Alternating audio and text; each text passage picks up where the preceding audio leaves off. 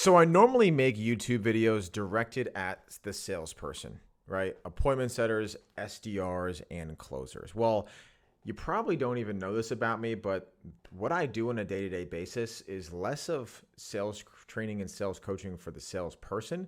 And we actually work with B2B businesses, high ticket programs, coaching businesses, SaaS companies, consulting companies. We work directly with our clients to help build out their playbooks, build out their scripts, build out their tech stack, their automations, their customer acquisition channels. We're really a consultant and a big part of their business in building their sales foundation. So I haven't really made a lot of videos on this subject. I haven't been speaking to my B2B business owners.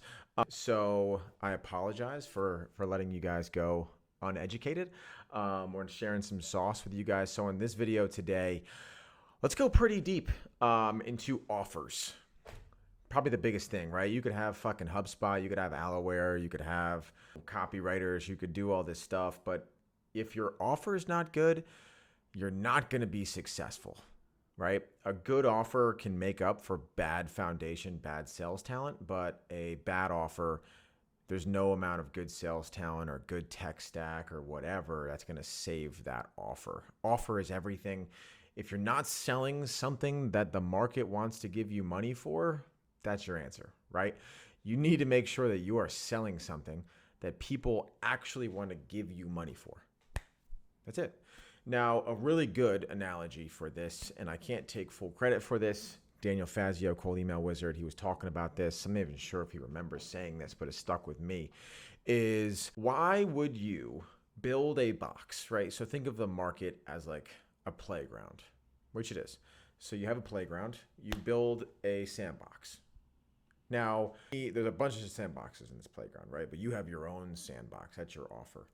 And you're over there yelling at people saying, hey, don't go to that sandbox. Come to my sandbox. Like, please, please come to my sandbox. You'll really like my sandbox. Trust me. My sandbox is really cool. That's what you're doing when you build an offer that no one wants, is you have your own sandbox. There's not a lot of people in the sandbox, if any people in the sandbox, and you're just yelling out into the ether of come to my sandbox. I promise it's gonna be really good. But no one wants your sandbox. How about this? What if we just had people in the playground and you just talk to those people and then you built, maybe they don't even want a sandbox. Who likes sandbox? You get sand everywhere, right? Maybe they just want a basketball court. And you just were like, hey, you guys are already here. Let's just build a basketball court right where you guys are at. You don't got to move, but you want to play basketball. You told me you're willing to, pay for lessons to learn basketball. So build a basketball court. So that's my analogy, right? Instead of building a box and hoping that people find your box and want to get into the box, just build the box around your target market and sell the people you want to do business with shit that they want to pay for, shit that they need, right? And that comes down to a couple of things, right? What are their actual problems in their business? What are the things that the business owner is in bed, laying in bed at 12:01, staring at the ceiling, thinking about what they have to do tomorrow in the business? If you're a business owner, we all have that, right? There's always things on our mind. There's things that we're happy about. There's things that we're not happy about. There's things that we're spending a lot of time and mental bandwidth trying to solve and improve and optimize, right? The more that you know the inner workings of your target market, your ICP, your archetype, whatever the fuck you want to call it, the person you're trying to do business with, the more that you understand that person, what makes them tick, what are their problems, what are their needs, what are their wants, what are their desires, the better it is to craft an offer that they're going to want, right? A lot of the best offers are built out of necessity, right? People need to use that product or service to conduct their business. They're not going to switch, right? Unless something drastic changes, right? Like think about all of your best softwares out there. Slack. Think about all of your businesses right now if Slack just disappeared. What would be, you go to Microsoft Teams, go to Discord. I don't want to use Discord. Slack is just the blue chip software. Slack is a no-brainer. Do you want to have all of your conversations with your team and outside vendors in one centralized place that syncs with your computer and your phone? Do you want to have things that could ping and automate messages and notify your team of things with deliverables or new inbound leads or closed deals? Do you just want to have one centralized communication hub? Because think about before Slack, it was email. Imagine fucking a long 50 email chain with like 12 people on it. Everyone's chiming in. Things are getting lost. Slack solved a massive problem in the marketplace for a low cost. But if you're like building a large community on Slack, that Slack bill does get pretty high. When you're thinking about an offer, you need to build something that people actually want, because everything that you do outside of that will be in vain. You can spend so much money on a website, marketing, sales, operations, and fulfillment, and make sure everything is perfect. But if your offer is not good, it doesn't matter at all. It doesn't. I struggled as a business owner selling something that a lot of other people sold, right? There was really no unique value proposition. We did cold email and automated LinkedIn messages. Well, a lot of people don't know how to do it, so there was a use for the service, but it wasn't a scalable service, right? There's a lot of people that are doing it. It's a low cost barrier to entry for people to create that type of business model.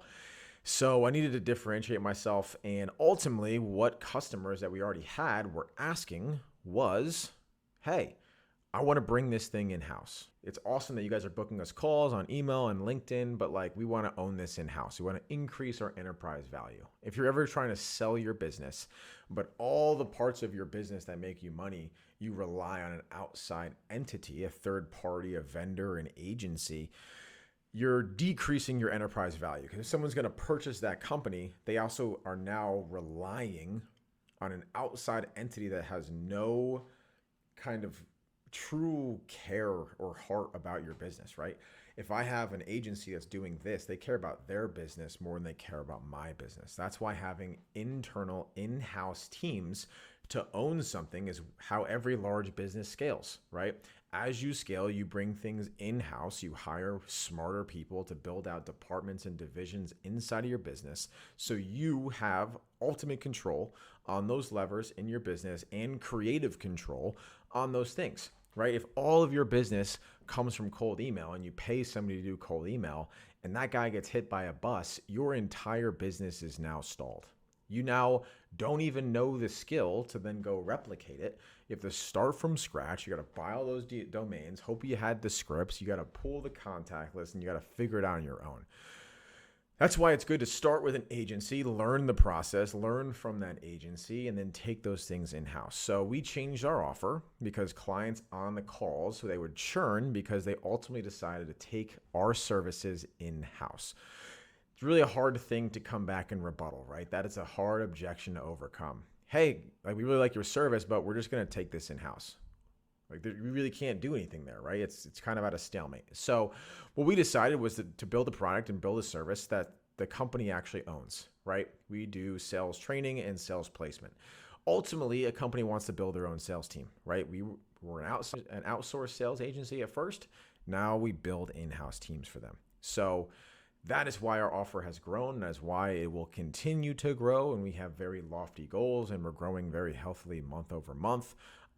With a small, lean team, is because we're providing the marketplace a service that they ultimately want, as well as it also attracts a higher type chip company. A 10K a month business might look to outsource things, right? They don't have the talent in-house. We want to work with clients that already have that enterprise value thinking, and they want to own things in-house. They're willing to spend money, allocate resources and bandwidth to actually make sure that this is an in-house thing that they're able to build and scale for the long term, which also positions us as a long-term partner and a long-term provider of that sales talent. Because if we place a sales guy and he crushes it, what's their next logical thinking process? The next logical thinking process is, well, if this worked, we can easily scale this with headcount. We provide the headcount. So the better we do on our initial placement, the more they come back to us and spend more money with us and grow our relationship. Plus, the more that we're able to coach and consult that company to make sure that their sales are growing. We had a client, Tan, that doubled his company in 5 months by just hiring our sales talent. We're building an offer that companies actually want to be a long-term partner of. The fulfillment is much better because we're not a monthly recurring deal. They're thinking of us as a line item on their expense report. It's a one-time fee. So when you're thinking about an offer, make sure that you're selling an offer that people actually want to buy, and the value that you provide them aligns with the price that you have. Pricing is a very important factor in this. If you ask that business owner, why do you charge this price? They don't really have a very clean and concise answer. They kind of just said, well, other people were charging this, so I'm going to charge this. They don't really know the economics of why they charge things. So once you build an offer, actually understand how much value you're bringing to the marketplace, what things are you solving inside of their business, and what are people actually willing to depart with financially. Every single transaction, every single sale is essentially an exchange of goods and services. If you give me this amount of money in this time frame, I will make you this amount of money. If this amount is less than this amount, then you have no deal. If I'm like, hey, if you give me 15 grand, we're going to make you 5 grand. That's a terrible swap of services, right? No one is going to make that logical decision.